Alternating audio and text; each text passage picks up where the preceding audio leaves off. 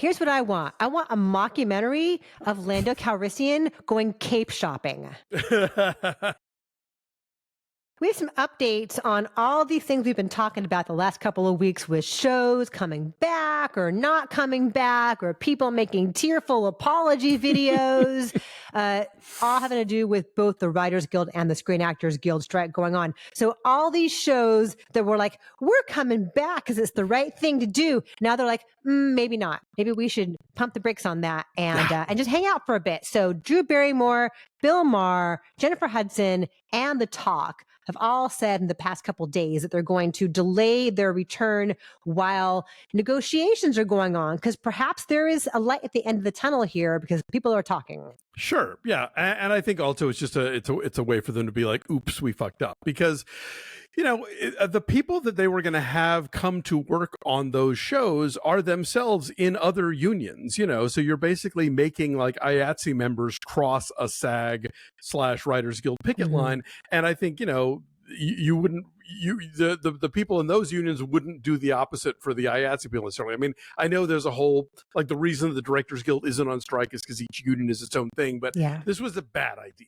And and the thing is, for a lot of these shows, they were making out like, oh, we've been on hiatus long enough. It's like, no, y'all were on summer hiatus because you were anyway. Like Drew Barrymore and Jennifer Hudson, like, those shows don't tape during the summer months. So anyway, yes, I'm glad that they have buckled, because that was a dumb idea. And frankly, and for all the people like, oh, well, what about their staffs? Who's going to pay them? It's like, you know what? John Oliver is out there doing stand-up comedy to make money to pay his staffs. So, you know, these folks, Bill Maher, Drew Barrymore, they could dip into petty cash and keep their payrolls afloat if they felt like it. Yeah, I agree. So good for all of them for making the right decision, and we'll keep following that as it goes along. Box office was a real tight one. It looked on Sunday like the Nun II and A Haunting in Venice were pretty much tied. Squeaker. It was a squeaker. Turns out the Nun II just came up on top, holding on to the number one spot. It made $14.5 million over the weekend to A Haunting in Venice, which debuted with $14.3 million. And a lot of you guys seem very interested in A Haunting in Venice. We've gotten a lot of great responses to our review. So let us know if you enjoyed that. There's going to be a Lando Calrissian movie. Now, there was going to be a Lando Calrissian TV series on Disney Plus, and Justin Simien had been involved in it. Right. And now is not. This has been like years in the making. Of course, Donald Glover played him in Solo, which not everyone liked, but everyone liked Donald Glover as Lando Calrissian because he's just charming as hell. So now apparently, instead of being a Disney Plus series, it is going to be a feature film, which I actually really like that idea, because as you and I know, because we recap every Star Wars show, every Marvel show, sometimes they don't need to be 6 or 8 episodes. Like, it feels stretched out. And so if they can get all that done efficiently in one film, awesome. Also, the fact that it's the kind of young Lando Calrissian chronicles that we're dealing with here. If it's years before, Jedi, and it's also after Solo, so we've already had his meeting with Han Solo. Go wild. No Tatooine, and no like just separate it from all the saga that we know, and find a new fun little corner for this unique character to have a unique adventure in, please. Here's what I want. I want a mockumentary of Lando Calrissian going cape shopping. That's all I want. I want to see him choosing different rich, luxurious fabrics and colors, accompanied by the Phoebe Waller-Bridge droid. Wouldn't you watch that? Oh, in a heartbeat. I am sad that Justin Simien is no longer associated with this, but apparently now it's going to be Glover and his brother are writing this. So we'll see how that all goes. We will follow that for sure. We have lots of men behaving badly to talk about. Allegedly, Russell Brand has been accused of sexual assault, and the fallout from that has been really swift. He has put out a video on YouTube categorically denying everything, saying everything was consensual, that he has been very transparent over the years in talking about his promiscuity and how that tied in with his substance abuse. He's been sober for a long time and has written and talked about that very extensively. He has a YouTube channel with like 6-point-something million followers. So the fallout from this is been pretty quick. His management dropped him. his book deal is on hold, and YouTube has stopped monetizing him. So you can watch his videos, but he's not making any money off of them. So it's a lot. Yeah, I mean, obviously this now goes from the court of public opinion to the court. So, we'll see what happens. Yeah, supposedly this all happened between 2006, 2013. One of the women was 16 years old, which is the age of consent in England, I understand. Oh, right, okay, yeah.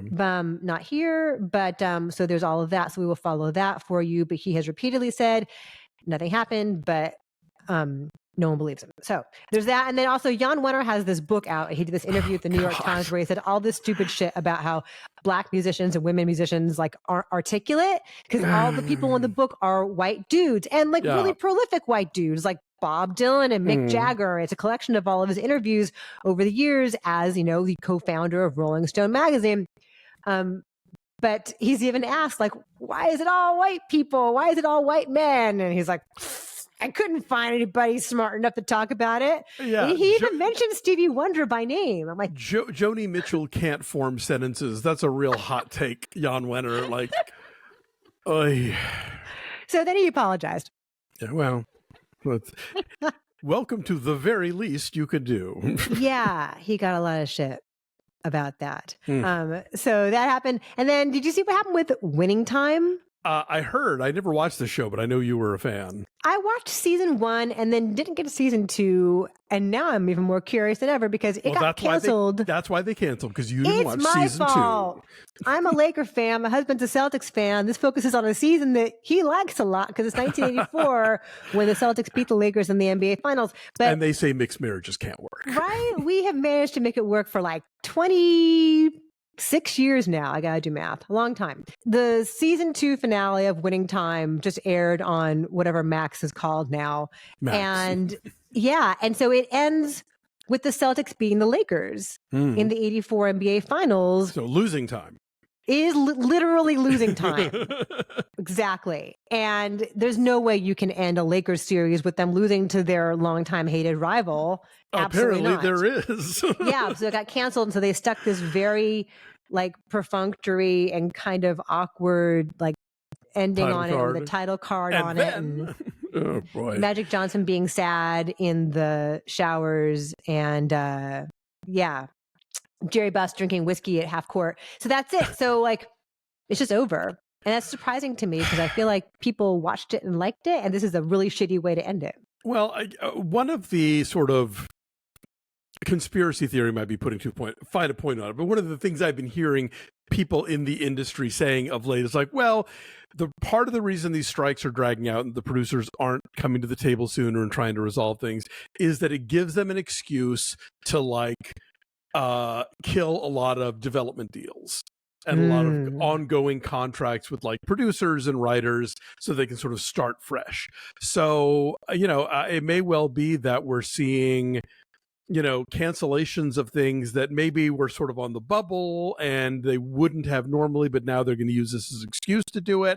There's also the whole thing of trying to somehow convince the public that the cancellation of their favorite show is the fault of these greedy writers, and not these greedy producers.